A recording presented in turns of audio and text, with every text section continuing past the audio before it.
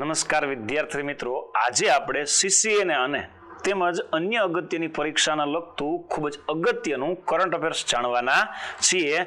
એમની અંદર આપણે કોઈ અધિકારીની નિમણૂક હોય, કોઈ સંસ્થા વિશે હોય અને કોઈ વ્યક્તિને મળેલા એવોર્ડ હોય એમના વિશે આપણે જાણવાનું છે. તો ચાલો મિત્રો, આજનો એક અગત્યનો પ્રશ્ન છે કંઈક આવો કે જેમાં કોઈ અધિકારી, અને એ પણ મિત્રો કેના અધિકારી, તો કે ડિફેન્સના અધિકારીની નિમણૂક થઈ છે. એવા કોણ અધિકારી? તો કે ભારતીય સેના છે, આપણે ઇન્ડિયન આર્મી કહીએ છીએ, એના ચીફ તરીકે એક વ્યક્તિની નિમણૂક કરવામાં આવી છે. તો મિત્રો પહેલા તો જણાવી દઉં કે જે ઇન્ડિયન આર્મી છે એ આજકાલની નહીં ભાઈ, બ્રિટિશ શાસન સમયથી સક્રિય છે. બ્રિટિશ શાસનના સમયથી. અને આની અંદર ત્યારે એક અધિકારીની ભારતના પણ હતા કે જેમની જનરલ ઇન્ડિયન આર્મીના જે ચીફ હોય ને એમના માટેનું જે પદ હોય ને મિત્રો, એમને આપણે જનરલ તરીકે સંબોધિત કરીએ છીએ. સેના તરીકે? જનરલ. આપણે આર્મી સ્ટાફ એવું બોલીએ, ચીફ ઓફ આર્મી સ્ટાફ, પણ એને આપણે જનરલ એવું બિરુદ મળેલું છે. જેમ કે ગુજરાતની અંદર કોઈ રાજ્ય છે, એની અંદર જિલ્લો છે, તો જિલ્લાનો જે મેઇન પોલીસ વડો હોય તો આપણે કેમ એસપી, સુપ્રિન્ટેન્ડન્ટ ઓફ પોલીસ કહીએ છીએ. તો ઇન્ડિયન આર્મીનો જે મેઇન વડો હોય છે ને એને વડા મતલબ જનરલ તરીકે ઓળખીએ છીએ. મિત્રો 15 જાન્યુઆરીથી નિમણૂક થઈ હતી, એટલે 15 જાન્યુઆરી છે એને આપણે ઇન્ડિયન આર્મી ડે તરીકે પણ ઉજવવામાં આવે છે. ભાઈ આવો પ્રશ્ન પણ પૂછે, કયા દિવસ તરીકે ઉજવવામાં આવે છે આર્મી ડે? કયા દિવસને? તો કે 15 જાન્યુઆરીને ઇન્ડિયન આર્મી ડે તરીકે પણ ઉજવાય છે. આ પણ યાદ રાખવાનું છે. આનાથી વધારે સાહેબ તો પ્રથમ જનરલ છે ઇન્ડિયન આર્મીના કોણ હતા એવો પ્રશ્ન પણ પૂછી શકે. પ્રથમ જનરલ કોણ હતા? મિત્રો તમને હું જણાવી દઉં, ઇન્ડિયન આર્મીના જો પ્રથમ જનરલની વાત કરવામાં આવે, પ્રથમ ચીફ, પ્રથમ જનરલ કોણ હતા આવો પ્રશ્ન પણ પૂછે તો યાદ રાખશું KM કરિપ્પા. કોણ હતા? KM કરિઅપ્પા પ્રથમ ઇન્ડિયન આર્મીના ચીફ હતા. પણ હાલમાં પણ કોઈ ચીફની નિમણૂક થઈ છે તો મિત્રો હાલમાં જે નિમણૂક થઈ એમની પહેલાના કોણ હતા? તો મિત્રો તમને જણાવી દઉં, એની પહેલાના કોણ હતા? ઉપેન્દ્ર ત્રિવેદી. ઉપેન્દ્ર ત્રિવેદી. તો બે તો આમાં ગયા તો બે વિધા, ધીરજ શેઠ અને સામ માણેકશા. મિત્રો સામ માણેકશાની યાદમાં તો એક વિકી કૌશલ એક પાત્ર ભજવે છે. જનરલનું જે એને પાત્ર ભજવું ને, સલામ છે યાર ઇન્ડિયન આર્મીના જે ફૌજીઓ છે, અધિકારીઓ છે ને, દેશ માટે જજુમતા હોય, 24 કલાક ગમે ત્યારે તત્પર રહેતા હોય. એવી રીતે ગુજરાત પોલીસની અંદર પણ જે પણ અધિકારીઓ એ પણ હંમેશા તત્પર રહેતા. હમણાં સુરતની અંદર પૂર આવ્યું હતું, એમાં હંમેશા સક્રિય જ ઉભે પગે. તો આમાં કયા અધિકારીની નિમણૂક થઈ તો મિત્રો જણાવી દઉં, ધીરજ શેઠ. હાલમાં ઇન્ડિયન આર્મીના 31માં ચીફ બન્યા છો. કેટલામાં નંબરના બન્યા છે? 31માં ચીફ. પ્રથમ કોણ હતા? KM કરિપ્પા. આની પહેલાના કોણ હતા? ઉપેન્દ્ર ત્રિવેદી. સાહેબ KM કરિપ્પા અને સામ માણેકશા, મિત્રો એ બે વ્યક્તિને ઇન્ડિયન આર્મીનું સર્વશ્રેષ્ઠ જે બિરુદ હોય ને, સર્વશ્રેષ્ઠ બિરુદ ફિલ્ડ માર્શલ આવું કહેવામાં આવે. ઇન્ડિયન આર્મીનું સર્વશ્રેષ્ઠ બિરુદ જે છે મિત્રો એને ફિલ્ડ માર્શલ કયા નામથી ઓળખીએ છીએ? તો કે ફિલ્ડ માર્શલનું બિરુદ આ બંને વ્યક્તિઓને મળેલું છે. ને પ્રથમ ફિલ્ડ માર્શલનું બિરુદ જેમને મળેલું છે એવા હતા જનરલ માણેકશા. જનરલ સામ માણેકશા આવું કહેવાનું એનું છે. બે ઉત્કૃષ્ટ પ્રદર્શન આર્મીમાં કરેલા છે. હાલમાં આ વ્યક્તિની નિમણૂક થઈ છે. આ સિવાય ઇન્ડિયન આર્મીમાં કોઈ વ્યક્તિ વિશિષ્ટ બહાદુરીનું ફરજ બજાવે છે, ફૌજમાં યુદ્ધતા ક્ષેત્રે વીરતા બલિદાન આપતો હોય કોઈ વ્યક્તિ, અને યુદ્ધની અંદર કોઈ પણ સૈનિકોને બચાવે છે, દેશની અંદર કોઈ ભૂમિ છે એનું રક્ષણ કરતા કરતા શહીદ થતો હોય તેના માટે ઇન્ડિયન આર્મીનું એક સર્વોચ્ચ બિરુદ છે મિત્રો, એને પરમવીર ચક્ર કહેવામાં આવે છે. શું કહેવામાં આવે છે? પરમવીર ચક્ર કહેવાય છે. તો આ પરમવીર ચક્ર વિજેતા પ્રથમ કોણ હતા એવો પણ પ્રશ્ન પૂછ્યો ભાઈ, યાદ રાખશું. પ્રથમ પરમવીર ચક્ર વિજેતા કોણ હતા? સોમનાથ શર્મા. મિત્રો આવો પ્રશ્ન પણ અગાઉ પૂછાયેલો છે. આની અંદરથી જનરલ નોલેજ રૂપે ઇન્ડિયન આર્મીના પ્રથમ પરમવીર ચક્ર વિજેતા સોમનાથ શર્મા. મિત્રો યાદ કરો, ઇન્ડિયન આર્મીની અંદર એક વ્યક્તિ હતા મેજર ધ્યાનચંદ. એની યાદમાં અત્યારે હાલમાં હોકીનો એક સર્વશ્રેષ્ઠ એવોર્ડ અપાય છે. રમતગમત ક્ષેત્રે મેજર ધ્યાનચંદ ખેલ રત્ન એવોર્ડ, રમતગમતનો સર્વશ્રેષ્ઠ એવોર્ડ એના ક્ષેત્રે પણ અપાય છે. તો યસ, આ પણ યાદ રાખવાનું છે. મિત્રો આ બધામાંથી આટલા બધા પ્રશ્નો આવો, ખાલી ભારતીય સેના વાત આવી તો ખાલી ધીરજ શેઠ જ નથી યાદ રાખવાના, આ બધા વિશે બધું યાદ રાખવાનું છે. તો ચાલો મિત્રો આના સિવાયનો પણ અગત્યનો એક ક્વેશ્ચન પણ જાણતા જઈએ. બંધારણને લગતો પ્રશ્ન કહી શકાય. આમ તો કોઈ અધિકારી છે એની નિમણૂક થઈ એવી રીતે બંધારણમાં એક રાજ્યસભા છે એના વિપક્ષના નેતા તરીકે કોની નિમણૂક કરવામાં આવી છે? તો સાહેબ પહેલા તો રાજ્યસભા જે છે આપણે વાત કરીએ છીએ તો સાહેબ રાજ્યસભામાં વિપક્ષનો જે નેતા બનવું હોય તો એના માટે શું કન્ડિશન હોય છે, સ્થિતિ શું હોય છે? તો મિત્રો એટલું યાદ રાખશું કે કોઈ પણ સંસદની અંદર વિપક્ષનો નેતા બનવું હોય તો જે પણ એના સભ્યો છે એમાંથી 10%, જે વધારેમાં વધારે પક્ષ હોય વિજેતા સિવાય એનો 10% સભ્યો તો હોવા જ જોઈએ, તો એને વિપક્ષના નેતા તરીકે આમંત્રિત કરવામાં આવે છે. અને આ આમંત્રિત કરવાની જવાબદારી મિત્રો કોના સિરે હોય? રાજ્યસભાના જે ઉપસભાપતિ છે એટલે કે ઉપરાષ્ટ્રપતિ જે હોય એમના સિરે હોય છે. એટલે આ 10% પહેલી કન્ડિશન યાદ રાખવી. બીજી કન્ડિશન એ છે કે એને નિમંત્રણ કોણ આપે છે, આ હું શપથ કોણ લેવડાવે છે? તો મિત્રો ખાસ જણાવી દઉં, બંધારણની દ્રષ્ટિએ ઉપરાષ્ટ્રપતિ કહેવાય. કોણ કહેવાય છે? ઉપરાષ્ટ્રપતિ. આનો શપથ લેવડાવે છે. અને હાલમાં પુનઃ નિયુક્તિ એક વખત તો હતા જ, પણ હાલમાં કોની નિયુક્તિ કરવામાં આવી છે? રાહુલ ગાંધી. તો મિત્રો જણાવી દઉં, રાહુલ ગાંધી છે ખોરા, પણ લોકસભાના વિપક્ષના નેતા છે. લોકસભાના વિપક્ષના નેતા તરીકે કોણ ફરજ બજાવે છે? તો કે રાહુલ ગાંધી. રાજ્યસભાના વિપક્ષના નેતા નથી. બીજું આપ્યું છે મલ્લિકાર્જુન ખડગે. તો મિત્રો જણાવી દઉં, આની જ ફરીથી નિમણૂક કરવામાં આવી છે. આમની પહેલા પણ મલ્લિકાર્જુન ખડગે જ હતા. સાહેબ અધીર રંજન ચૌધરી પણ ફરજ બજાવી ચૂક્યા છે.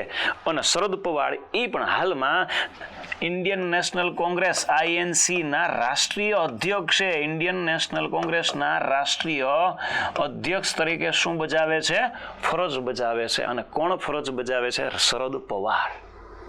મિત્રો આમાં થોડી વધારે વિશેષ માહિતી બંધારણની દ્રષ્ટિએ જાણતા જઈએ તો સાહેબ અમને શપથ લેવડાવવાની કાર્યગરી ઉપરાષ્ટ્રપતિ કરે છે. તો હાલના ઉપરાષ્ટ્રપતિ તરીકે પણ એક વ્યક્તિની નિમણૂક થઈ છે. હાલો જણાવો મને, ખાસ મિત્રો અગત્યનું છે. અને મિત્રો તમને જણાવી દઉં, હાલના જે ઉપરાષ્ટ્રપતિ છે એ કોણ છે? તો કે CP રાધાકૃષ્ણ. CP રાધાકૃષ્ણ. સાહેબ CP રાધાકૃષ્ણનું નામ સાંભળીને તમને ભારતના પ્રથમ ઉપરાષ્ટ્રપતિની યાદ આવતી હશે. ભારતના પ્રથમ ઉપરાષ્ટ્રપતિ પણ કોણ હે? રાધાકૃષ્ણ છે. એની યાદમાં શિક્ષક દિવસ પણ ઉજવાય છે.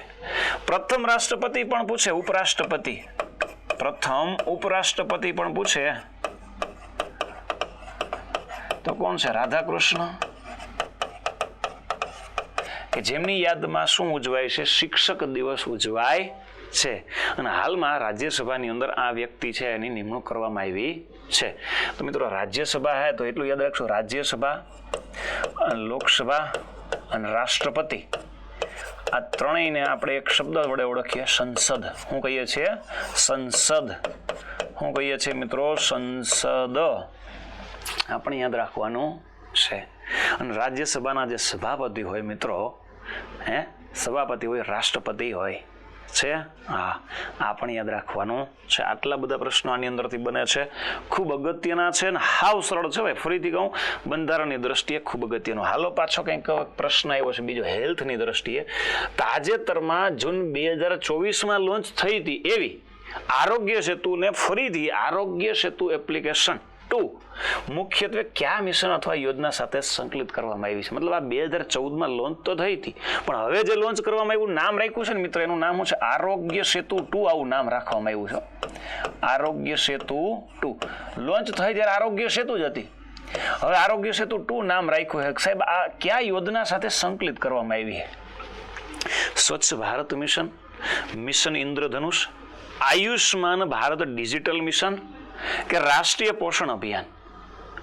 તો મિત્રો પહેલા તો તમને જણાવી દઉં કે આ જે યોજના છે, મિશન છે, એ આયુષ્માન ભારત ડિજિટલ મિશન આરે અને સંકલિત કરવામાં આવી છે. આનું મેઇન કામ શું છે? આભા કાર્ડ. આભા કાર્ડ આરે મતલબ કનેક્ટ કરવું પબ્લિક છે જે પણ શહેરમાં રાજ્યમાં વસતા એના આભા કાર્ડ કાઢવા માટે આ કંઈક કામ કરે છે. કોણ કામ કરે? તો કે આયુષ્માન ભારત ડિજિટલ મિશન. આનું મેઇન કામ છે.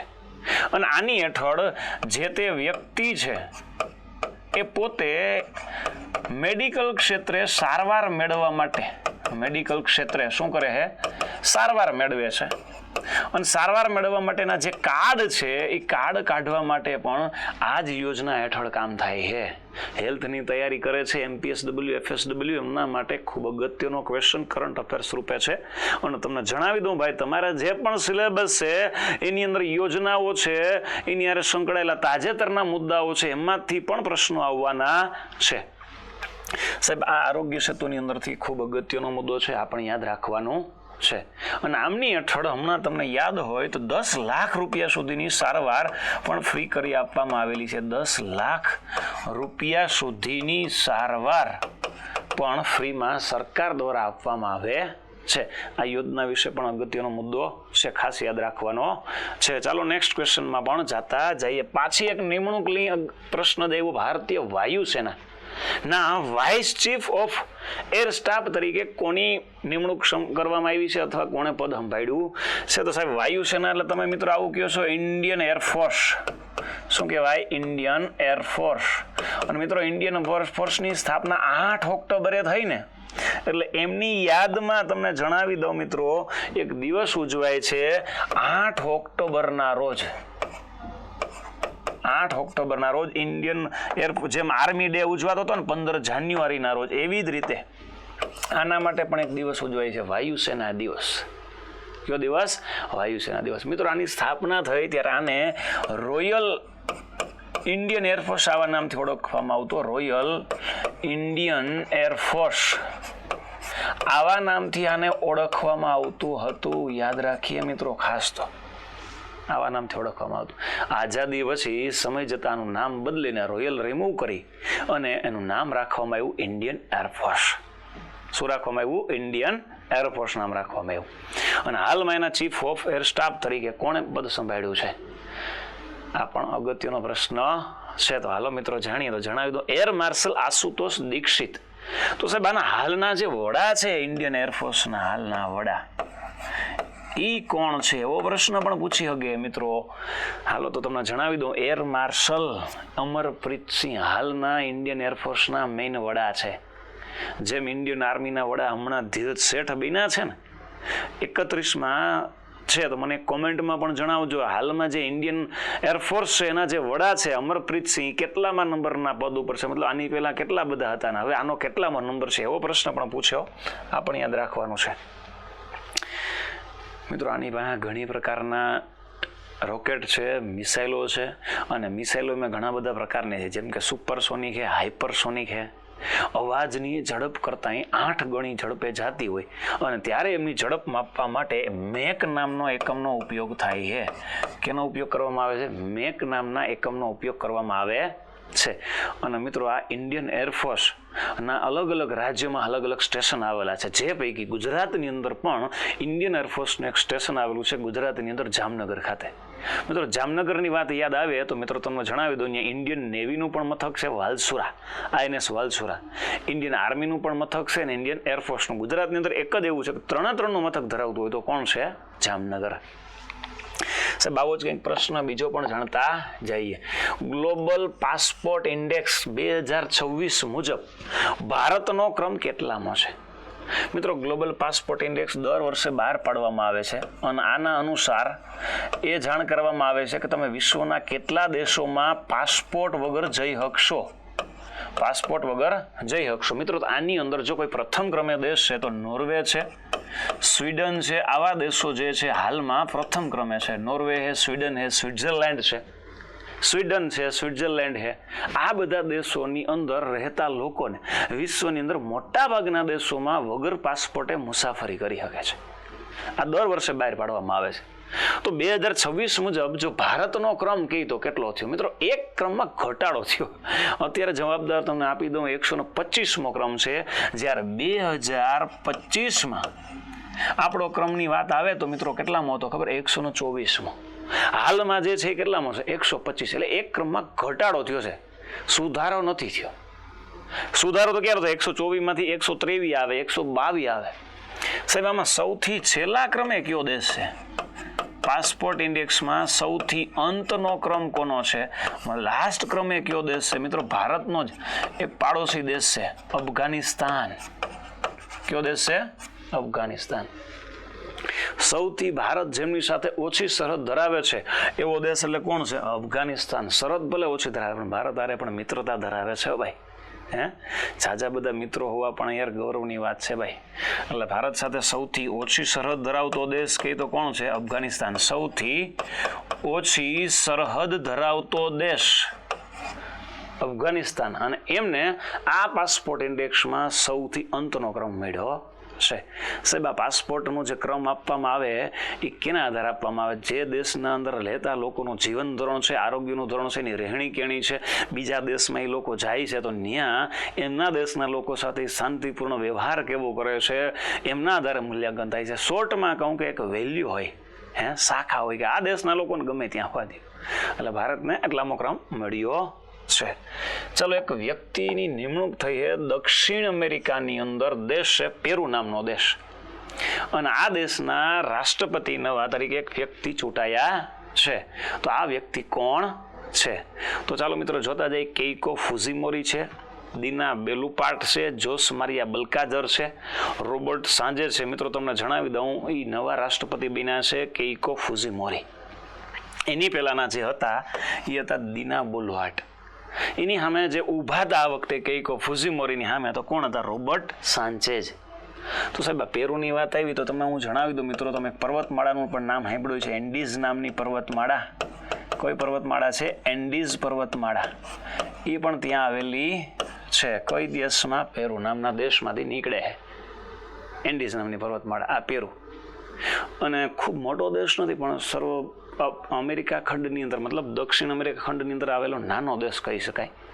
અતિશય વિકસિત દેશ પણ નથી. એક મહિલા છે કે જે આના રાષ્ટ્રપતિ બન્યા છે. અને આ એન્ડીઝ નામની પર્વતમાળા છે તો મિત્રો જણાવી દો, મેલેરિયા નામની એક દવા છે, સિકો નામના વૃક્ષમાંથી બને.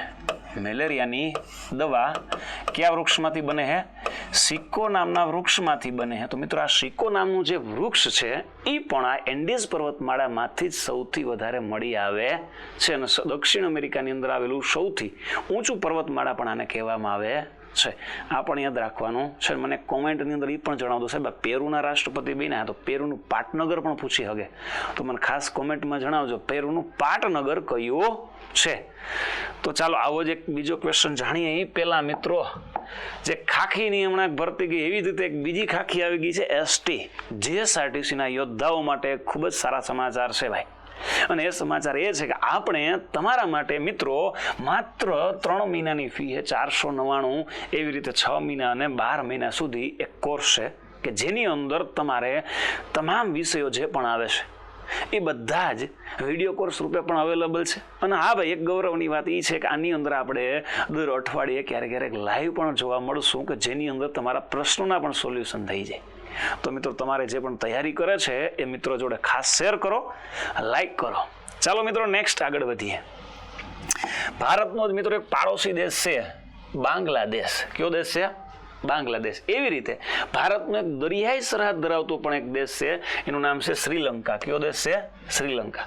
એમણે હાલમાં વર્લ્ડ બેંક કહેવામાં આવે છે, વર્લ્ડ બેંક, એના દ્વારા બહાર પાડવામાં આવેલા વાર્ષિક વર્ગીકરણમાં ભારતના પાડોશી દેશ શ્રીલંકાને કઈ આર્થિક કક્ષામાં અપગ્રેડ કર્યું છે?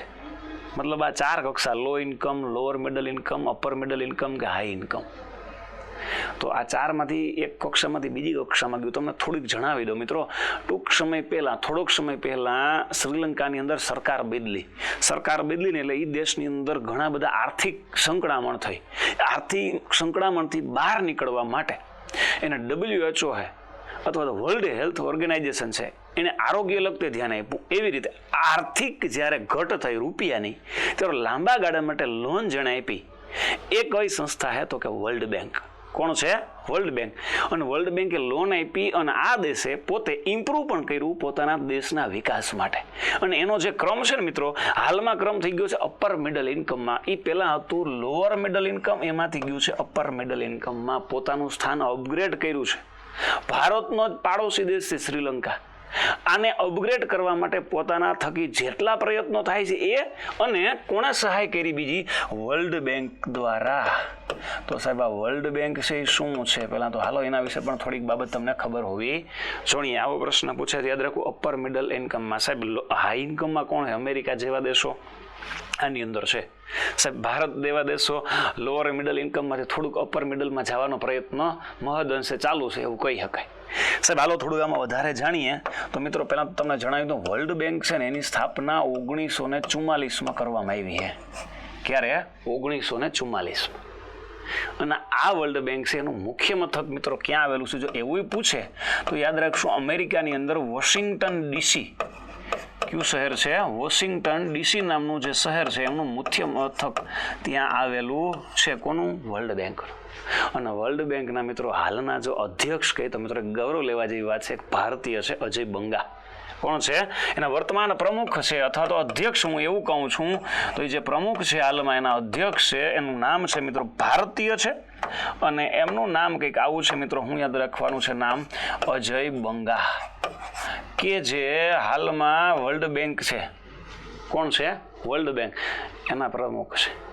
અને વર્લ્ડ બેંક સાહેબ શું કામ કરે? એની મદદ કરવાનું કામ લાંબા ગાળા માટે લોન આપે છે. લાંબા ગાળે કોઈ પણને લોન આપવાનું કામ કરે છે. કોઈ પણને આપણે લોન ન આપે, જે તે દેશને લોન આપે. સાહેબ તો ભારતને પણ આમના દ્વારા એક શિક્ષણ ક્ષેત્ર પણ એક લોન આપવામાં આવી છે. સાહેબ શેના માટે? યાદ કરો મિત્રો, શિક્ષણ ક્ષેત્રે પ્રગતિ થાય એ માટે ગુજરાતને પણ એને સ્કૂલ ઓફ એક્સલન્સ નામનો જે પ્રોજેક્ટ છે એ માટે પણ આર્થિક ભંડોળ પૂરું પાડ્યું છે. કોણે પૂરું પાડ્યું છે? World bank. અને આના હેઠળ ગુજરાતની અંદર જે સ્કૂલો છે સ્કૂલ ઓફ એક્સલન્સની એ કાર્યરત છે. અને આમના માટે જે તે ગવર્મેન્ટ શાળામાં જે બાળકો ભણે છે એને શિષ્યવૃત્તિની જે એક્ઝામો છે એ એક્ઝામ દ્વારા ક્વોલિફાય કરીને આ શાળાને અંદર આપવામાં આવે છે. આવી કંઈક યોજના પણ આમની હેઠળ જ ચાલે છે. આમની હેઠળ એટલે વર્લ્ડ બેંક હેઠળ જ. તો વર્લ્ડ બેંકે જ હમણાં તારણ કાઢીને કીધું કે ભાઈ હમણાં જે શ્રીલંકા દેશ છે એનો લોઅર મિડલમાંથી કોની અંદર મૂકવામાં આવ્યો છે? અપર મિડલ ઇન્કમની અંદર મૂકવામાં આવ્યો છે. આ પણ અગત્યનો ક્વેશ્ચન કહી શકાય, ઇકોનોમિક્સની દ્રષ્ટિએ અગત્યનો છે. ચાલો નેક્સ્ટ ક્વેશ્ચન પણ જાણીએ. ખૂબ અગત્યનો રમતગમતનો પ્રશ્ન છે ભાઈ. તાજેતરમાં મહિલા T20 વર્લ્ડ કપ ઓસ્ટ્રેલિયાએ કઈ દેશની ટીમને હરાવીને ટાઇટલ જીત્યું છે? મિત્રો આ ટીમ 7 વખત જીતી હો ઓસ્ટ્રેલિયા, મહિલા એ પાછી. અને આમ જોઈએ તો પુરુષનું ગણો ને મહિલાનું ગણો ને બધું ગણો તો સૌથી વધુ વર્લ્ડ કપ વિજેતા કોઈ દેશ હોય ને તે ઓસ્ટ્રેલિયા છે. કોણ હે? ઓસ્ટ્રેલિયા. એટલે ઓસ્ટ્રેલિયા જીતું છે. આની અંદર પણ કોની અંદર? T20 મહિલાની અંદર. પહેલાં તો મિત્રો આની અંદરથી એક પ્રશ્ન થાય કે પ્રથમ T20 વર્લ્ડ કપ મહિલાનો ક્યારે શરૂ થયો? પ્રથમ મહિલા T20 વર્લ્ડ કપની શરૂઆત ક્યારથી થઈ? અને મિત્રો આની શરૂઆત ઇંગ્લેન્ડથી જ થઈ છે. અને હા ભાઈ એક જવાબ આવ્યો તો વાત કરું. અને મિત્રો જેને હરાવ્યો છે ને એ દેશ ઇંગ્લેન્ડ જ છે. હમણાં ટૂંક સમયમાં જ્યાં કરંટનો અગત્યનો પ્રશ્ન કહી શકાય. શરૂઆત ઇંગ્લેન્ડથી થઈ. હાલમાં જે લાસ્ટમાં હરાવ્યો છે એ પણ કોની અંદર હરાવ્યો છે? ઇંગ્લેન્ડને જ હરાવ્યો છે. તો સાહેબ આની શરૂઆત વિશે તમને પૂછે તો હું તમને ખાસ જણાવી દઉં છું મિત્રો. આની શરૂઆત છે 2009થી થઈ છે. ક્યારથી થઈ છે? 9થી. આ પણ અગત્યનું છે સાહેબ. હજી આમાં વધારે જાણતા જઈએ થોડુંક. સાહેબ દર 2 વર્ષે યોજાય છે. કેટલા વર્ષે યોજાય છે? દર 2 વર્ષે યોજવામાં આવે છે. અને ઓસ્ટ્રેલિયાને 7 વાર જીતી શક્યું છે. સાહેબ ભારતની મહિલા ક્રિકેટની ટીમ છે હજી સુધી વિજેતા બની નથી, પણ રનરઅપ બની ગઈ છે 2020ની અંદર.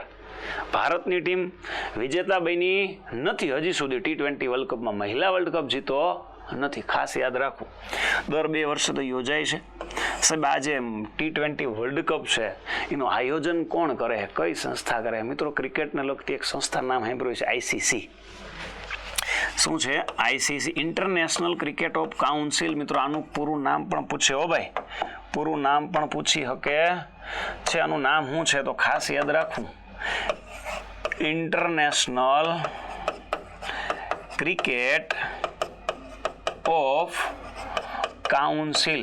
ઇન્ટરનેશનલ ક્રિકેટ ઓફ કાઉન્સિલ તરીકે આ સંસ્થા ઓળખાય છે, ICC. અને આનું હાલમાં જે મુખ્ય મથક છે ક્યાં આવેલું છે તો કે દુબઈમાં. ક્યાં આવેલું છે? Dubai, Abu Dhabi, Dubai. આપણે એવું કહીએ દુબઈની અંદર આવેલું છે. હાલમાંનો મુખ્ય મથક. અને સાહેબ ભારતના પ્રથમ આના કોઈ અધ્યક્ષ પણ હતા, મતલબ પ્રથમ પ્રમુખ પણ હતા, જગમોહન દાલમિયા. ભારતના પ્રથમ કોઈ આના પ્રમુખ રહી ચૂક્યા હોય કે આઈસીસીના ભારતના પ્રથમ પ્રમુખ કોણ હતા? ભારતના પ્રથમ પ્રમુખ આના કોઈ જો રહી ચૂક્યા હોય તો જગમોહન દાલમિયા. સાહેબ હવેથી આ પદ છે ને એ પ્રમુખના બદલે અધ્યક્ષ તરીકે ઓળખાય ભાઈ. શું કહેવાય છે? અધ્યક્ષ. તો મિત્રો હું તમને જણાવી દઉં, હાલમાંના જે અધ્યક્ષ છે એનું નામ છે જય શાહ. સૌથી નાની ઉંમરના ભાઈ, ભારત માટે ગૌરવની વાત છે ભાઈ, જય શાહ. કોણ છે? જય શાહ. આઈસીસી આપણે યાદ રાખવાનું છે, દર વર્ષે આના દ્વારા આયોજન કરવામાં, મતલબ દર 2 વર્ષે આયોજન કરવામાં આવે છે. આ પણ યાદ રાખ. ખૂબ અગત્યનો ક્વેશ્ચન કહી શકાય ભાઈ. અને જવાબ કોણ આવે છે? ઇંગ્લેન્ડ. ચાલો આવો જ કંઈક નેક્સ્ટ ક્વેશ્ચન પણ જાણીએ. સાહેબ ભારતના પ્રથમ ઉદ્યોગ અને પુરવઠા મંત્રી ડૉક્ટર શ્યામા પ્રસાદ મુખર્જી હતા. સાહેબ યાદ આવવું જોઈએ, જનરલ નોલેજનો પ્રશ્ન બને. ભારતના પ્રથમ ઉદ્યોગ મંત્રી અને પુરવઠા મંત્રી હતા શ્યામા પ્રસાદ મુખર્જી. અને હાલમાં શ્યામા પ્રસાદ મુખર્જીની 125મી જન્મ જયંતિ હતી. પહેલાં તમને ખબર હોવી જોઈએ કે એનો જન્મ ક્યારે થયો હતો ભાઈ? 6 જુલાઈ 1901ના રોજ તેમનો જન્મ કોલકાતામાં થયો હતો. તમને આ બધી બાબતો ખબર હોય તો મેળ આવે, કદાચ નથી ખબર તો આના આધારે ગણી શકો કે સાહેબ 6 જુલાઈ 1901 અને હાલમાં 6 જુલાઈ 2026 તો ગણી લેવાય. અહીંયાથી એક ઓછો થઈ ગયો એટલે 25 અને બીજા 100 એટલે 125મી હતો કે હા સાહેબ આ 2 તો સાચું થઈ ગયું ભાઈ. અને જો તમને એ પણ ખબર હોય કે પ્રથમ પુરવઠા મંત્રી હતા તો હાલો પહેલો બીજો ત્રીજો સિવાય કોઈ ઓપ્શન જ નથી ભાઈ. કોણ જવાબ આવે? 1, 2 અને 3 તમામ. મિત્રો આણે ભારતીય જનસંઘની પણ સ્થાપના કરી દો ભાઈ. ખૂબ અગત્યનું યાદ રાખશું. દિલ્હીમાં ભારતીય જનસંઘની સ્થાપના કરનાર પણ કયા વ્યક્તિ હતા? શ્યામા પ્રસાદ મુખર્જી. અને મિત્રો એ હાલમાં છે એ જ ભારતીય જનસંઘને આપણે ભારતીય જનતા પાર્ટી તરીકે પણ ઓળખીએ છીએ. શું તરીકે ઓળખીએ? ભારતીય જનતા પાર્ટી. અને આ જ વ્યક્તિએ જમ્મુ કાશ્મીરની અંદર જમ્મુ કાશ્મીરને આઝાદ કરવા માટે, મતલબ આ કલમો નાબૂદ કરવા માટે સૌપ્રથમ જો કોઈએ પ્રયત્ન કર્યા હોય ને તો એ પણ હતા શ્યામા પ્રસાદ મુખર્જી. કોણ હતા? શ્યામા પ્રસાદ મુખર્જી. જવાહરલાલ નહેરુની સરકારની અંદર પ્રથમ મંત્રી તરીકે ફરજ બજાવતા હતા, પણ કોઈ કારણસર વિખવાદ થતાં એણે એમાંથી રાજીનામું આપ્યું અને પોતે એક સંઘની સ્થાપના કરી. એનું નામ રાખ્યું ભારતીય જનસંઘ. ભારતીય જનસંઘ. સમય જતાં આ જ ભારતીય જનસંઘ ભારતીય જનતા પાર્ટીમાં વિલય થયો. મતલબ એવા નામથી શરૂઆત કરવામાં આવી. અને હાલમાં એ જ વ્યક્તિની 125મી શું હતી ભાઈ? જન્મ જયંતિ. આવી રીતે પણ પ્રશ્ન પૂછ્યો ભાઈ, જનરલ નોલેજ રૂપે પણ.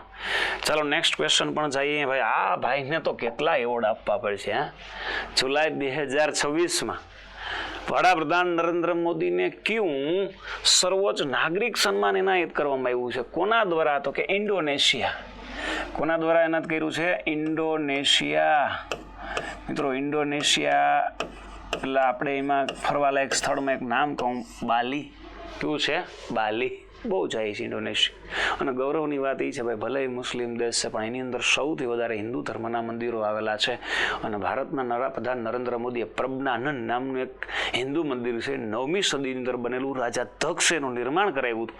એમની મુલાકાત પણ લીધી લો. પણ એ પણ યાદ રાખજો કેટલામી સદીનું મંદિર છે? 9મી સદીનું છે. રાજા દક્ષે એની નિર્માણ કરાવ્યું હતું. રાજા દક્ષ હતો, એણે આ મંદિરનું નિર્માણ કરાવ્યું. પ્રજ્ઞાનંદ મંદિર છે ભાઈ, ભગવાન શિવનું મંદિર છે. એવો પણ પ્રશ્ન પૂછો. પ્રજ્ઞાનંદ નામનું મંદિર છે. અને ક્યાં ભગવાનનું મંદિર છે? તો કે શિવનું મંદિર છે. જય ભોલેનાથ. ભોલેનાથનું મંદિર છે. એમની ભારતના વડાપ્રધાને પણ મુલાકાત લીધેલી હમણાં જ. ત્યાં ગયા હતા એટલે એની મુલાકાત લીધી.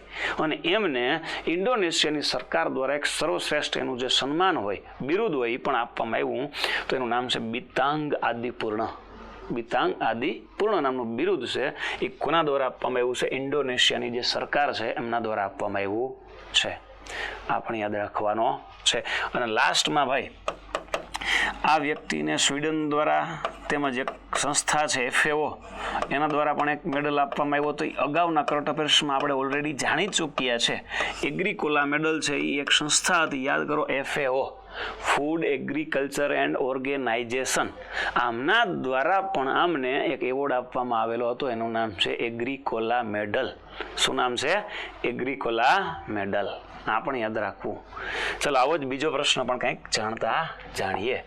હાલમાં કયું રાજ્ય દેશનું સંપૂર્ણ સાક્ષર રાજ્ય બન્યું? ભાઈ આવું 6ઠું રાજ્ય બન્યું છે.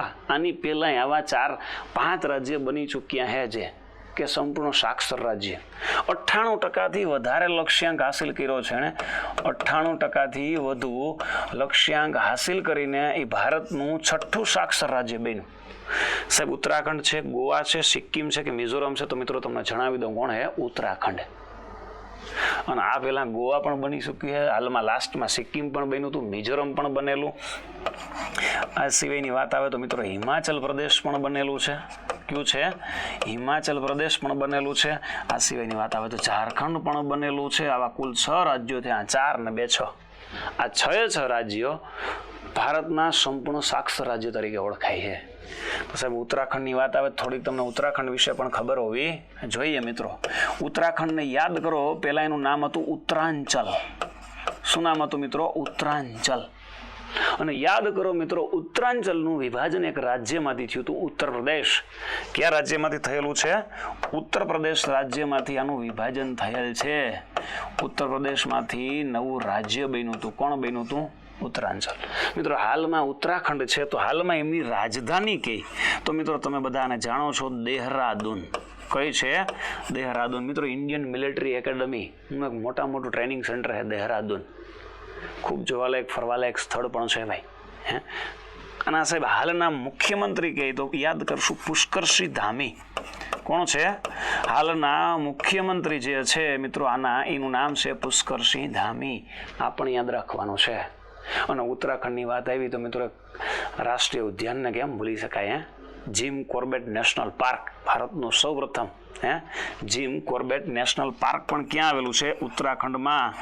જીમ કોર્બેટ નેશનલ પાર્ક ભારતનું પ્રથમ કહી શકાય ભાઈ ઉદ્યાન. અને મિત્રો આની અંદર જ યાદ કરાવું છું 1973ની અંદર પ્રોજેક્ટ ટાઈગરનો અમલ પણ અહીંયાથી થયો. 1 એપ્રિલ 1973થી પ્રોજેક્ટ ટાઈગરનો અમલ કયા રાજ્યથી કરવામાં આવ્યો હતો મિત્રો? જણાવી દઉં ઉત્તરાખંડથી. ક્યાં થયો તો? ઉત્તરાખંડથી. તારીખ તો યાદ રાખજો 1 એપ્રિલ 1973. મિત્રો એક શિખર પણ આવેલું છે ભારતનું ઊંચા શિખર પૈકીનું એક કહી શકાય. નંદા દેવી નામનું શિખર પણ છે. એ પણ અહીંયા આવેલું છે. અને સાહેબ એક ભારતનો સૌથી ઊંચો બંધ જે કહેવાય ને ટિહરી બંધ ભાગીરથી નદી ઉપર. કયો બંધ છે? ભારતનો સૌથી ઊંચો બંધ કઈ નદી ઉપર આવેલો છે? ભાગીરથી નદી છે. કઈ નદી છે? ભાગીરથી નદી. અને આ ભાગીરથી નદી એના પર કયો બંધ છે? ટિહરી બંધ. તો મિત્રો ટિહરી બંધ એટલે કેવો બંધ છે? ભારતનો સૌથી ઊંચો બંધ કહેવાય છે. આ બધી જ માહિતી તમારે ઉત્તરાખંડ વિશે યાદ રાખવાની છે. આમાંથી પણ પ્રશ્ન આવ્યો ઓનલાઈનર જીકે રૂપે. એવું જ નહીં કે ખાલી ઉત્તરાખંડ સાક્ષર રાજ્ય બન્યું તો એમાંથી જ પૂછે. આ કરંટ હોય એને રિલેટેડ જીકે આમ પણ બનાવે હે. તમે અત્યાર સુધીની બધી પરીક્ષાઓની મેથડ જોઈ. આ ચેન્જીસ છે તો આપણે એ ચેન્જીસ સ્વીકારવો રહ્યો. અમે માત્ર માર્ગદર્શન આપશું ભાઈ, તમારે જ વાંચવાનું છે. કલે જાઓ. ચાલો આગળ વધતા જઈએ. સાહેબ વિશ્વમાં એલએનજી રીગેસિફિકેશનના મામલામાં ભારત હાલમાં કેટલામાં ક્રમે બન્યો છે? મતલબ કેટલામાં ક્રમનો દેશ બન્યો છે રીગેસિફિકેશન? તો પહેલા સાહેબ આ રીગેસિફિકેશન એટલે હું? એલએનજી એટલે હું? મિત્રો એલએનજી નું પૂરું નામ તમને ખબર હે? Liquefied natural gas. Liquefied natural gas. જેમ એલપીજી આવે ને એવી રીતે લિક્વિફાઈડ નેચરલ ગેસ. આ ભાઈ એલએનજી છે. પાઇપલાઇનના માધ્યમથી એક શહેરથી બીજા શહેરમાં મોકલવામાં આવે છે. અને એમની અંદર ભારતે તાજેતરમાં મિત્રો 4થો ક્રમ મતલબ 4ર્થ ક્રમ મેળવ્યો છે. આ એક ખાસ યાદ રાખવું. સાહેબ એલએનજી છે હું પહેલાં તો તમે હું જણાવી દઉં મિત્રો ખાસ. મિત્રો તમે આવું નામ સાંભળ્યું હશે. અશ્મિ બળતણનું જે એક ઉદાહરણ છે કુદરતી વાયુ. શું નામ છે? કુદરતી વાયુ. કુદરતી વાયુના જ કંઈક આવા પ્રકાર વિશે પણ તમે સાંભળ્યું છે. એલપીજી અને CNG, liquefied petroleum gas, compressed natural gas, liquefied natural gas, આવા પણ નામ સાંભળ્યા છે. આ ત્રણેય કુદરતી વાયુના જ ઉદાહરણ છે. અને આવનારા ભવિષ્યમાં પુનઃ અપ્રાપ્ય સ્ત્રોતો છે. કેવા છે? પુનઃ અપ્રાપ્ય સ્ત્રોત, મતલબ કે નજીકના ભવિષ્યમાં જે ખૂટી જાય હોય એવા તમામ સ્ત્રોતોને પુનઃ અપ્રાપ્ય સ્ત્રોતો કહેવામાં આવે છે. અને જ્યારે નજીકના ભવિષ્યમાં ખૂટી ન જાય એમ હોય એવા સ્ત્રોતોને પુનઃ પ્રાપ્ય સ્ત્રોત કહેવાય. તો સાહેબ પુનઃ પ્રાપ્ય કોને કહેવું? તો કે સૂર્યપ્રકાશને કહી શકાય? તો કે હા, પુનઃ પ્રાપ્ય મેઇન એમાં કોણ છે? તો કે સૂર્યપ્રકાશ. નજીકના ભવિષ્યમાં મતલબ 4-5 કરોડ વર્ષ, 4.5 અબજ વર્ષ સુધી હજી કંઈ વાંધો આવશે નહીં. તો નજીકના ભવિષ્યમાં કંઈ વાંધો આવવાનો નથી. આવનારા 4.5 અબજ વર્ષ પછીની વાત ગૌણ છે સાહેબ. આપણે એટલા બધાની 100 વર્ષ રહી તો વાંધો નહીં. એટલે આની અંદર આવું કંઈક યાદ રાખવાનું છે સાહેબ. એલપીજી અને સીએનજી આવે તો આપણે યાદ રાખવું હોય. એલપીજીનું પૂરું નામ આ છે, લિક્વિફાઈડ પેટ્રોલિયમ ગેસ. સીએનજીનું પૂરું નામ કોમ્પ્રેસ્ડ નેચરલ ગેસ. સાહેબ સીએનજીમાં મુખ્ય વાયુ કોણ હોય? તો કે મિથેન. એલપીજીમાં મુખ્ય વાયુ કોણ હોય? તો કે બ્યુટેન. આ પણ યાદ રાખવું હોય.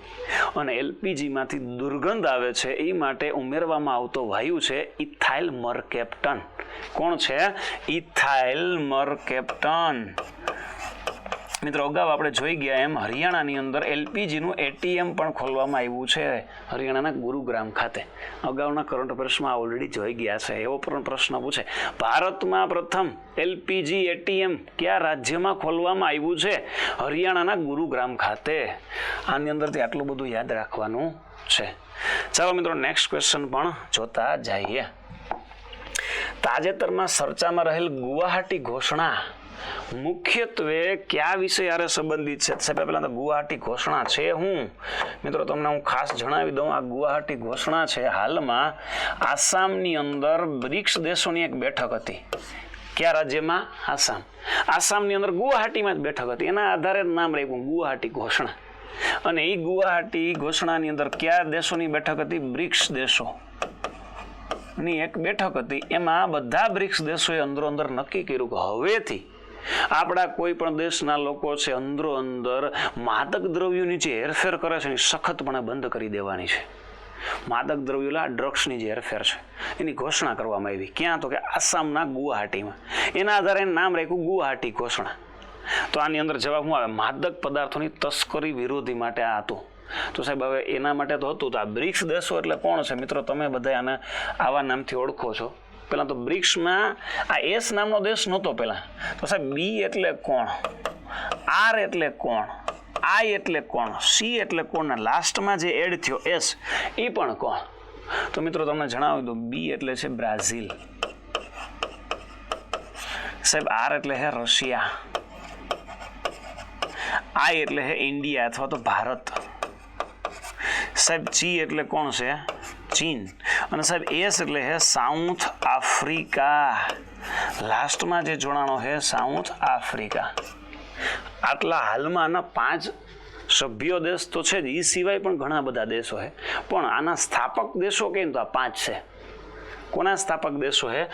બ્રિક્સના. અને આ વિશ્વના જીડીપીમાં ખૂબ મોટો ફાળો આપતા હોય ને એવા દેશો. ગ્રોસ ડોમેસ્ટિક પ્રોડક્ટ જીડીપી એટલે. અને આમના વતી હમણાં જ આસામની અંદર આવી બેઠક હતી અને ત્યાં નક્કી કરવામાં આવ્યું કે હવેથી માદક પદાર્થોની તસ્કરી વિરુદ્ધ આપણે પગલાં લેવાના છીએ. આ બધા દેશોએ મળીને આવું નક્કી કર્યું છે. કયા રાજ્યમાં હતું? આસામ. તો આસામની વાત આવી તો આસામ વિશે થોડીક તમને ખબર હોવી જોઈએ. આસામનું કોઈ નૃત્ય કે ભાઈ સાંસ્કૃતિક ક્ષેત્ર તો કયું નૃત્ય છે મિત્રો? બિહુ. કયું નૃત્ય છે? બિહુ. સાહેબ વિશ્વનો સૌપ્રથમ ખનિજ તેલનો કૂવો જો ક્યાંય ખોદવામાં આવ્યો હતો તો એ પણ ક્યાંય હતો?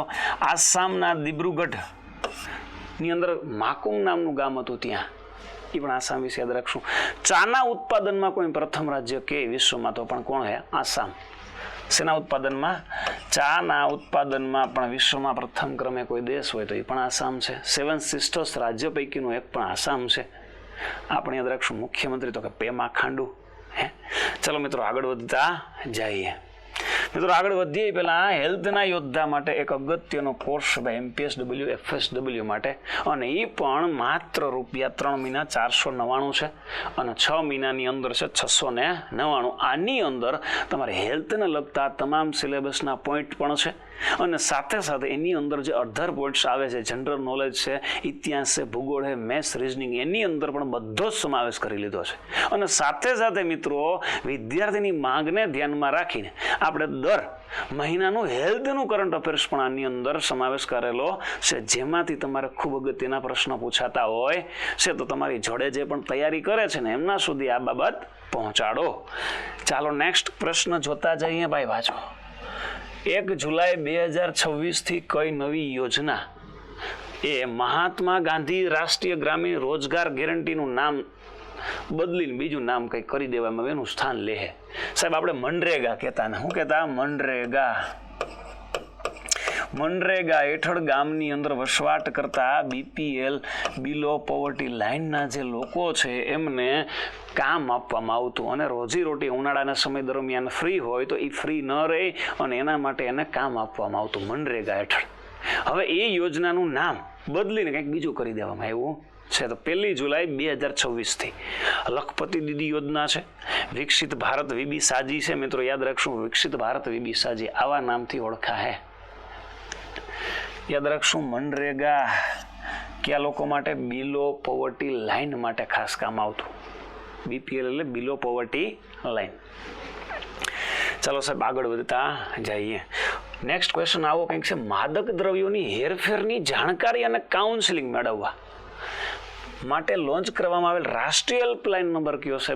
માદક દ્રવ્યોની હેરફેર કરતા હોય એની જાણકારી મળે અને કાઉન્સિલિંગ કરે. કોઈ વ્યક્તિ માદક દ્રવ્યો એટલે કે મોર્ફિન લે છે, અફીણ લે છે.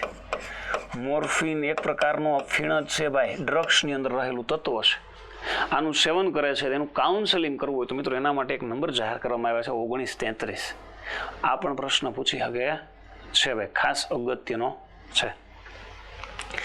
ચાલો સાહેબ હેલ્થને લગતો એક પ્રશ્ન આવ્યો છે પાછો. WHO વર્લ્ડ હેલ્થ ઓર્ગેનાઇઝેશને ઇબોલા વાયના કયા પ્રકાર, ઇબોલાનો પ્રકાર હમણાં પાછો આવ્યો, કયા પ્રકાર સામે પ્રથમ મોલેક્યુલર ડાયગ્નોસ્ટિક ટેસ્ટને મંજૂરી આપવામાં આવી? ઇબોલાનો કયો વાયરસ આવ્યો છે કે જેને WHO હમણાં ટેસ્ટને મંજૂરી આપી છે? તો જાયરે વાયરસ આપ્યું છે, બુંદી બોગ્યો છે, સુદાન છે કે માર્ગ વાયરસ? મિત્રો તમને જણાવી દઉં, વાયરસનું નામ છે બુંદી બોગ્યો વાયરસ. તો આવું કોણે જાહેર કર્યું છે ભાઈ? તમને એ તો ખબર જ છે, તો કે WHO વિશે અગાઉ પણ જાણી ચૂકીએ છે, તમને યાદ છે. અને આપણે વર્લ્ડ હેલ્થ ઓર્ગેનાઇઝેશન આવું પણ કહીએ છીએ, વર્લ્ડ હેલ્થ ઓર્ગેનાઇઝેશન અથવા તો વિશ્વ આરોગ્ય સંસ્થા છે. આ સંસ્થા દ્વારા તાજેતરમાં ખાસ યાદ રાખશું આવા માટે એક ટેસ્ટની કીટની મંજૂરી આપી છે. અને શેના માટે? તો કે બુંદી બોગ્યો વાયરસ કેનો પ્રકાર છે? ઇબોલાનો. કેનો પ્રકાર છે? ઇબોલાનો પ્રકાર છે, એમના માટે મંજૂરી આપી છે. આની અંદર પેલું આ યાદ રાખવું સાહેબ. આની સ્થાપના કે WHO તો યાદ રાખશું 7 એપ્રિલ 1948 રોજ આની સ્થાપના કરવામાં આવી. ક્યારે? તો કે 7 એપ્રિલ 1948 રોજ આની સ્થાપના કરી છે. આ પણ યાદ રાખવું અગત્યનું. અને સાહેબ આ દિવસને પણ કંઈક આવી રીતે ઉજવાય છે, વિશ્વ આરોગ્ય દિવસ તરીકે ઉજવવામાં આવે છે. WHO વર્લ્ડ હેલ્થ ઓર્ગેનાઇઝેશન કયો દિવસ ઉજવાય? વિશ્વ આરોગ્ય દિવસ. આ પણ યાદ રાખવું. અને મિત્રો વધારે માહિતી જાણીએ તો આના અધ્યક્ષ જે છે વર્તમાન doctor Tedros Adhanom Ghebreyesus. Doctor Tedros Adhanom Ghebreyesus. આ પણ યાદ રાખવાનું છે. આમાંથી પણ પ્રશ્ન પૂછે, સંસ્થાનું નામ પૂછે, એની સ્થાપના કઈ થઈ એવું પૂછે. અને કોમેન્ટમાં મને એ પણ જણાવજો આનું મુખ્ય મથક ક્યાં આવેલું છે. ઘણીવાર આના મુખ્ય મથક પણ પૂછ્યો, ખાસ મને કોમેન્ટમાં જણાવજો મુખ્ય મથક ક્યાં આવેલું છે. અને થોડીક બાબત જાણીએ, ઇબોલા વાયરસ એટલે શું છે? મિત્રો તમને પહેલાં તો જણાવી દઉં, ઇબોલા છે એ દક્ષિણ આફ્રિકાની અંદર કોંગો નામનો દેશ છે. એની માં અંદર એક નદી આવી, ઇબોલા નામની નદી. એ ઇબોલા નામની નદીના કાંઠે જ આ વાયરસ પહેલી વાર ફેલાણો હતો.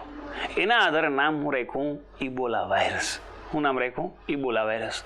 અને એવું કહેવાય છે કે એના ફેલાવા માટે મુખ્યત્વે જવાબદાર હતું ચામાચીડિયું. કોણ હતું? ચામાચીડિયું. અને જે પણ વ્યક્તિ ભારતમાં આવે છે, કોઈ અન્ય દેશમાં જાય છે, તો 21 દિવસ સુધી એને નજરમાં આપણે ક્વોરન્ટાઇન કહીને રાખવામાં આવે અને એના લક્ષણો જોવામાં આવે છે. જો 21 દિવસ પછી એના વાયરસના લક્ષણો છે, મતલબ એ વાયરસ નિષ્ક્રિય થઈ જતો હોય, એટલે એની હાલમાં ટેસ્ટને મંજૂરી આપી, કારણ કે એણે હાહાકાર મચાવી દીધો હતો. જેમ કેમ તાજેતરની અંદર ચાંદીપુરા વાયરસ એ હાહાકાર મચાવે છે. મિત્રો તમને જણાવી દઉં, ચાંદીપુરા વાયરસ એ નાના બાળકોમાં વધારે થતો હોય. અને એક માખી છે મિત્રો, તમે જાણતા હશો, સેન્ડ ફ્લાય નામની માખી. એ માખીના કરડવાથી ચાંદીપુરા વાયરસ જોવા મળે છે. અને આ વાયરસનું નામ ચાંદીપુરા કેમ રાખ્યું, એવો પણ તમને પ્રશ્ન થતો હશે. તો મિત્રો જણાવી દઉં, ભારતની અંદર મહારાષ્ટ્રની અંદર એક ગામડું હતું, ચાંદીપુરા નામનું ગામ. ત્યાં પહેલાં તો 2 વ્યક્તિને આના ચિહ્ન જોવા મળ્યા હતા. અને એ ગામના આધારે એનું નામ રાખ્યું ચાંદીપુરા વાયરસ. અને મિત્રો 1965માં ભારતની અંદર ફેલાણો હતો. ક્યારે? 1965માં. અને નાના બાળકની અંદર વધારે પડતો જોવા મળે છે. અને એને એમાં જો કેર ન કરવામાં આવે, ધ્યાન ન રાખવામાં આવે, તો નાના બાળકનું આની અંદર મૃત્યુ પણ થાય છે. હાલમાં ગુજરાતમાં 12 થી 13 બાળકોના અંદર મૃત્યુ થયેલા છે. તો સાવચેત રહેવું જરૂરી છે. હા, એમાં PCR ટેસ્ટના માધ્યમથી તમને ખ્યાલ આવી જાય છે. એટલે એ યાદ રહે કે ભાઈ ગંભીર નથી, પણ સાવચેત રહેવું જરૂરી છે. ચલો, આવું જ કંઈક આગળનો પ્રશ્ન પણ જાણતા જઈએ.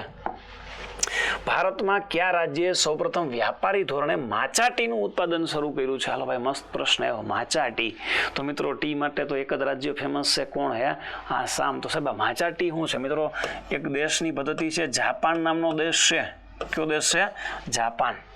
આ જાપાન નામના દેશ, કારણ કે જાપાનના હમણાં જ એક વડાપ્રધાન ભારતની મુલાકાતે આવ્યા હતા.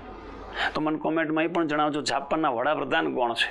અને જાપાનના જે વડાપ્રધાન આવ્યા હતા એમણે એક આના વ્યાપારી ધોરણે ઉત્પાદન માટેની મંજૂરી પણ આપી. કઈ ટી માટે? માચા ટી.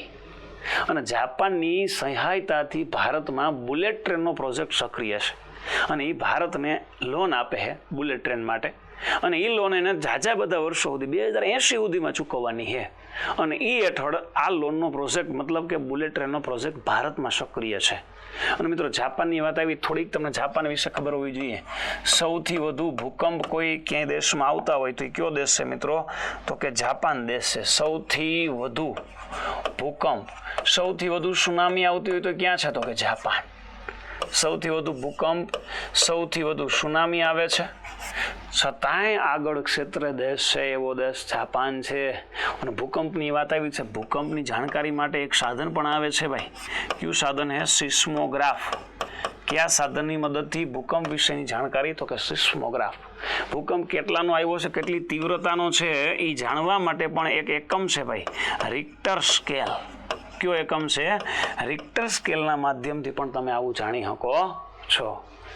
આ પણ આટલું બધું અગત્યનું યાદ રાખશો. નેક્સ્ટ ક્વેશ્ચન પણ જાણતા જઈએ. મિત્રો હાલમાં જ એગ્રીકલ્ચર લીડરશીપને લગતો એવોર્ડ છે ગુજરાત રાજ્યને, મતલબ તાજેતરમાં કયા રાજ્યને મળ્યો છે ભાઈ?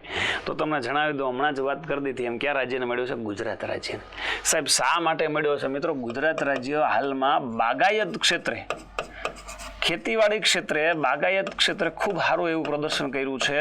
અને આ પ્રદર્શનમાં કોઈએ જો માર્ગદર્શન પૂરું પાડ્યું હોય તો ગુજરાતના જે રાજ્યપાલ છે એ ખૂબ ખેતીવાડી એગ્રીકલ્ચર ક્ષેત્રે ખૂબ કાર્યરત છે. અને આચાર્ય દેવવ્રત, અને એ જે તે જિલ્લામાં જાય છે તો ત્યાં પોતે જ ખેતી કરવા માંડે, ખેતીને લગતા માર્ગદર્શન આપે. ખરેખર જાણકારી આપી દો ભાઈ. શેના માટે? તો કે એગ્રીકલ્ચર ક્ષેત્રે બહુ એક્ટિવ છે. અને એક્ટિવ વ્યક્તિ કોણ? તો કે ગુજરાતના જે રાજ્યપાલ છે તે. સાહેબ હાલના રાજ્યપાલ કોણ છે? તો કે આચાર્ય દેવવ્રત. કોણ છે? આચાર્ય દેવવ્રત. અને સાહેબ આ એવોર્ડ સ્વીકાર્યો પાછો કોણે? ગુજરાતના કૃષિ મંત્રી જે છે જીતુભાઈ વાઘાણી, એણે સ્વીકાર્યો છે. અને રાજ્યપાલની વાત આવી તો ગુજરાતના હાલના છે તો પ્રથમ રાજ્યપાલ કે ગુજરાતના તો કોણ છે? મહેંદી નવાજ જંગ. ગુજરાતના પ્રથમ રાજ્યપાલ કોણ હતા? તો કે મહેંદી નવાજ જંગ. આ પણ યાદ રાખવાનું છે. અને રાજ્યપાલની મિત્રો વાત આવી તો થોડીક રાજ્યપાલની બંધારણ દ્રષ્ટિએ પણ તમને મહત્વ ખબર હોવી જોઈએ. રાજ્યનો બંધારણીય વડો કહેવાય છે રાજ્યપાલ. અને આ રાજ્યપાલ છે મુખ્યમંત્રીને પણ શપથ લેવડાવે છે અને દેશમાં રાષ્ટ્રપતિ વતી શાસન કરે છે. ઘણી વખત રાજ્યની અંદર રાજ્યપાલ શાસન પણ લેવડાવવામાં આવતું હોય છે. જ્યારે પણ મુખ્યમંત્રી અથવા તો આખું એનું જે મંડળ છે એ બરતરફ કરવામાં આવે છે ત્યારે રાજ્યના રાજ્યપાલ જ બંધારણીય વડા અને રાજકીય વડા બંને તરીકે ફરજ બજાવતા હોય છે.